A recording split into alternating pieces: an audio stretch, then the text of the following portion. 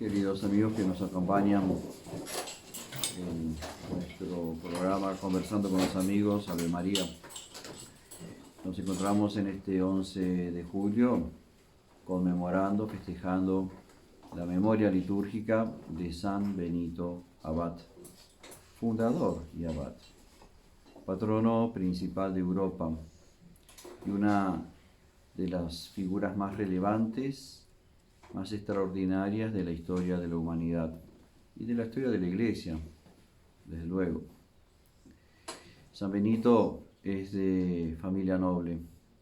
Nació en Italia, en una ciudad llamada Nurcia, hoy día es Norcia, y nace en el año 480.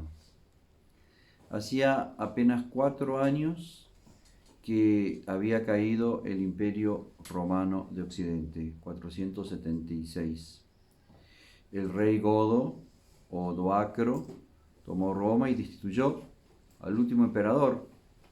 Ya la autoridad de los emperadores estaba muy disminuida. En aquel entonces la decadencia del imperio era fatal. El último emperador, de nombre Rómulo, fíjense, es el fundador de Roma, es Rómulo también, y el último emperador Rómulo. Casi 800 años duró ese imperio que había conquistado todo el mundo conocido, todo el mundo civilizado.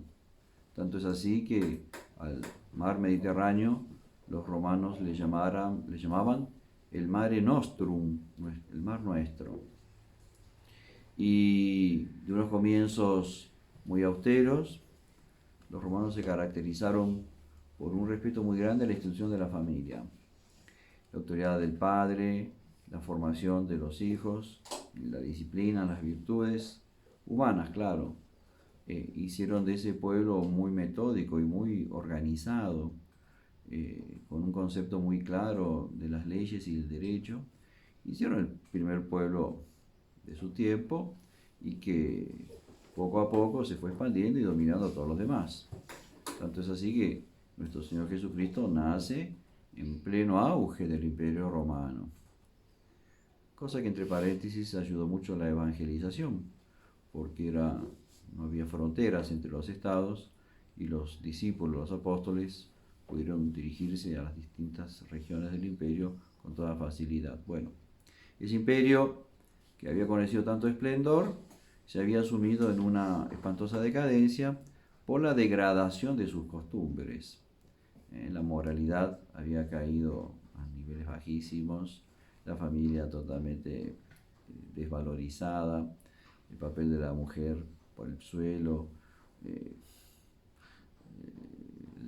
gozo de la vida, la frivolidad, la búsqueda de las vanidades, en fin, era una decadencia espantosa.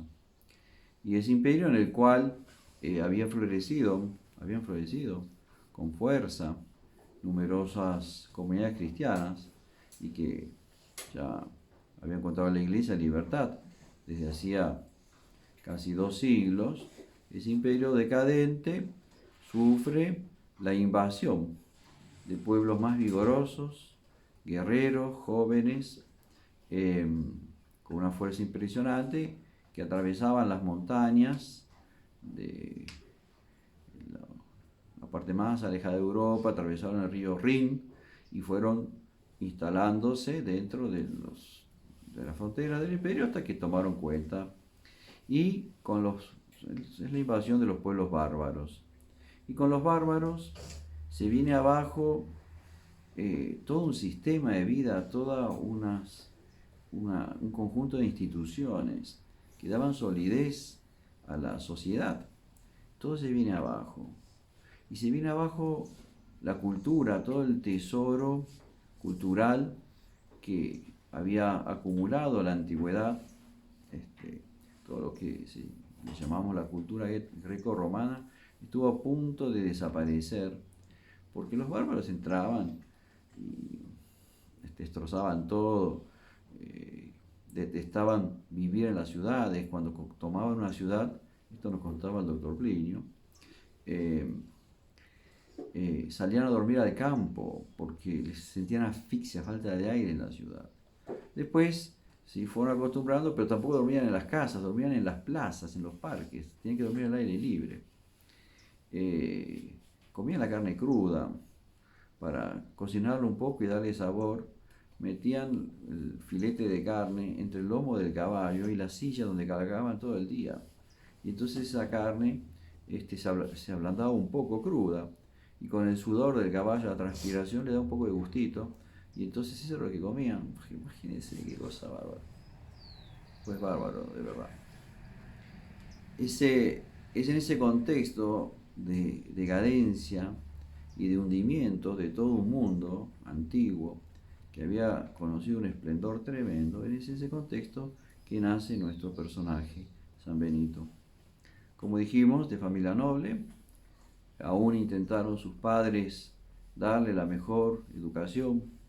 Lo mandaron a Roma, a la capital del imperio, que ya les digo, estaba sufriendo las consecuencias de toda esta decadencia, pero aún conservaba ciertos institutos de formación, ciertas escuelas, ciertos maestros, y ahí se fue San Benito. Y se instaló en un antiguo palacio que estaba en el Trastevere, donde hoy se edifica la iglesia de San Benedetto in Piscinula, que los heraldos tienen en custodia desde hace décadas, confiada ese cuidado por el vicariato de la ciudad eterna de Roma. Bueno, y cuando era joven aún, algunos dicen que a los 13, 14 años, otros le asignan una edad un poco mayor, pero muy joven, asqueado por la inmoralidad y la frivolidad que observaba en la capital, en Roma, se retira y termina refugiándose en una cueva, en un lugar inhóspito y agreste, boscoso. Había que subir por un valle muy estrecho, muy empinado, en una cueva localizada en las cercanías de Subiaco. Y ahí había un santo hombre de Dios en las inmediaciones que toma contacto con Benedito, con San Benito, y le trae comida todos los días. Y durante 3 años está en la más completa y absoluta soledad, viviendo en esa cueva, dándose por entero a la oración, al estudio, algunos libros se llevó consigo, y a la meditación sobre todo. Y recibe la gracia de comprender la maldad, las causas de la profunda decadencia de la sociedad en la cual vivía. Y comprende que la única forma de restaurar esa sociedad era si ella se volviese firmemente para Dios. Y en Cristo iba a encontrar la solución de todos sus males. Convencido por estas ideas, después de haber estado un tiempo como abad de un cenobio, un conjunto de personas que habían formado una especie de convento, se les muere el abad, lo llaman a San Benito, le insisten para que sea el abad. Él le dice: no, mi estilo de vida no es el vuestro. Eran también decadentes. Y bueno, inútilmente San Benito quiere hacerles cumplir unas reglas mínimas, hacerles cumplir la obediencia, y terminan queriendo envenenarle. Le echan veneno al vino, y San Benito, cuando bendice la copa de vino, esta estalla y les dice: ¿qué hacéis, hermanos? Querías quitarme la vida. Y se va. Bueno, vuelve a Subiaco, y un grupo de jóvenes, de hombres, empiezan a acercarse, atraídos por las virtudes del santo. Le escuchan sus palabras, sus enseñanzas, se sienten atraídos primero por la vida de austeridad de Benito, pero después también horrorizados por la decadencia que observaba en la sociedad, y las personas que tenían miedo real de perderse en la sociedad podrida y paganizada de aquel tiempo. Bueno, entonces se forma así el primer convento. Y por eso San Benito es considerado el padre de la vida monástica en Occidente. Y él establece en sus conventos, va a fundar 13 a lo largo de la vida, un sistema que podríamos llamar de familiar. Los frailes encuentran su tiempo dividido en la oración, el estudio, dedicaban 4 horas al estudio de la doctrina católica, porque tienen que estar preparados para evangelizar a quien así lo requiriera. Y trabajo manual. En aquella época el trabajo manual era despreciado, se consideraba servicio para los esclavos o los siervos de la gleba, ¿no? Y San Benito dice, no, el trabajo es el mejor remedio contra el ocio, contra la vagancia. Y mediante el trabajo el ser humano se va a santificar. Y por eso el lema de la orden benedictina, ora et labora, reza y trabaja. Y se va a producir un fenómeno muy curioso. Esa vida ordenada, esa vida disciplinada, esa vida en pureza y castidad, esa vida en pobreza, en obediencia, esa vida muy laboriosa, tuvo como consecuencia que cada convento, las tierras que los monasterios poseían, se transformaban en modelo. Los frailes, aplicándose con inteligencia y con esfuerzo a las tareas agrícolas, fueron descubriendo técnicas cada vez mejores ¿cómo se dice? Para sembrar, para irrigar las tierras en épocas de estío, de sequía, para la cosecha de los productos de la tierra, para conservarlos de la mejor manera que pudiesen conservar el máximo tiempo posible, la criación de ganado y otros animales domésticos, el secado de pantanos. Europa era un continente malsano, con muchos sectores pantanosos, y fueron secando esos pantanos, las aguas iban hacia los ríos y entonces se recuperaban tierras muy fértiles para el cultivo. Y los frailes ejercían una especie de imán, y las personas más religiosas, espirituales de la sociedad, iban a vivirse cerca de los conventos y se transformaban en los trabajadores rurales, en los constructores, en los albañiles que les ayudaban los monjes en sus construcciones. Bueno, solo esa obra, con estos detalles tan sencillos, tuvo una influencia en la sociedad tremenda, enorme, una cosa fabulosa, porque fue esparció, cada convento benedictino esparcía a su alrededor una atmósfera de piedad, de bendición, de vida austera en la sociedad civil, de vida pura, de fortalecimiento de la familia, una cosa impresionante. Y después representaba cada convento un auténtico y verdadero progreso material, porque mejorando las condiciones del trabajo agrícola, del trabajo rural, pues la sociedad mejoraba también. Y ahí fueron las bases para el surgimiento de todas las enormes corporaciones de artesanos y de trabajadores. Bueno, San Benito comprendió una cosa muy importante.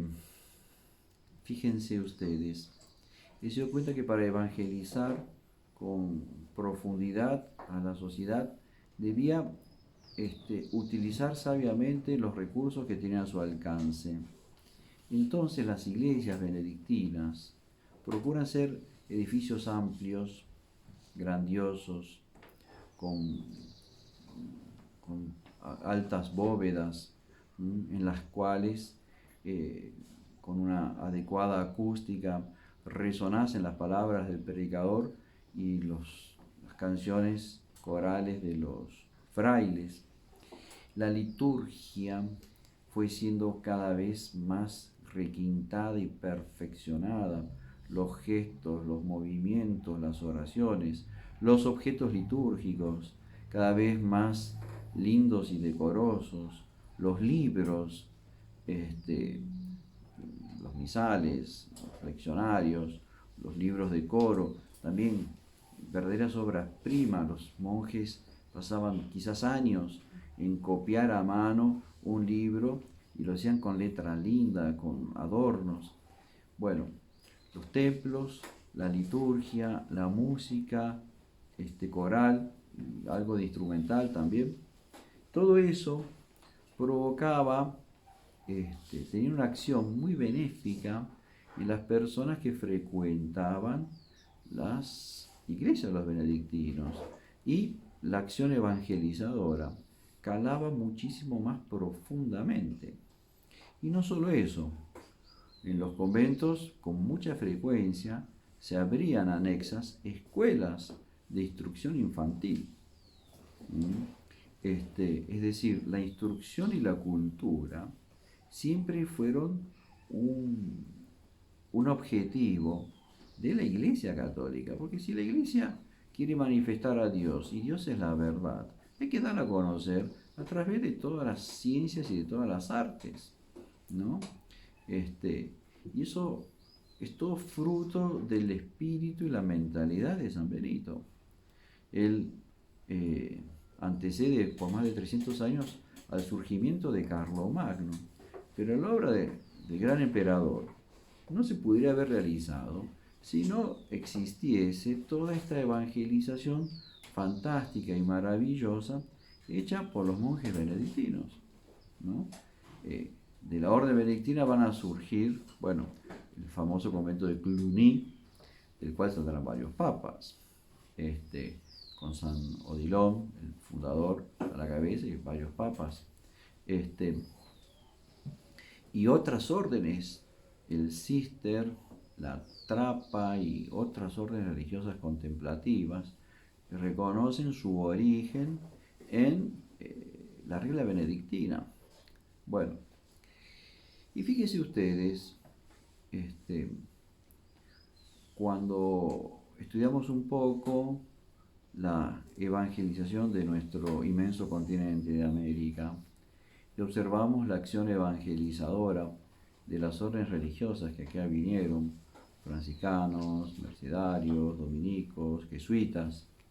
Los jesuitas, por ejemplo, que tuvieron una profunda acción evangelizadora en el cono sur, en América del Sur, en lo que hoy día son los territorios de Brasil, de Uruguay, de Paraguay, de la Argentina, de Bolivia.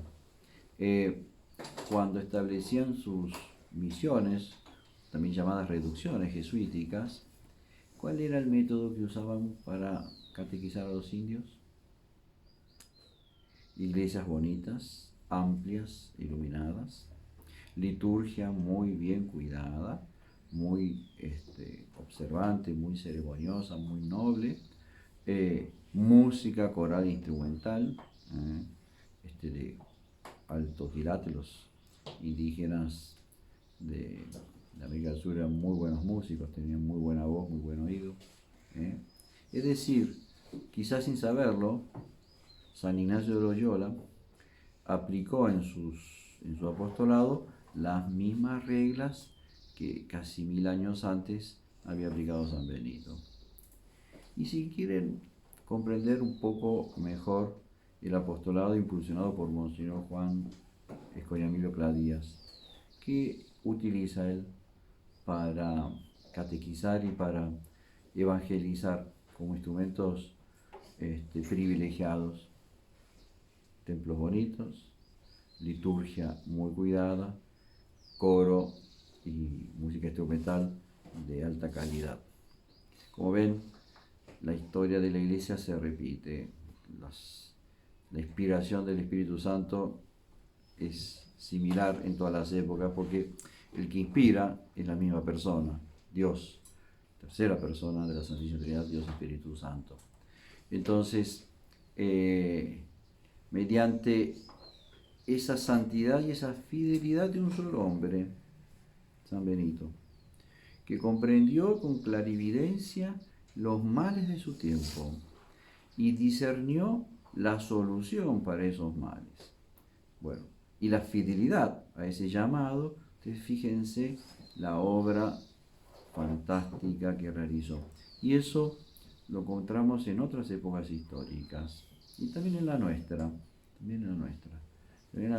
Va a ser regido nuestro tiempo y nuestro mundo si aparecen benitos, yo creo que ya aparecieron, y si los hombres llamados a seguirlos, los siguen con fidelidad, con verdadero deseo de santidad. Que la Santísima Virgen les ayude a todos. Salve María.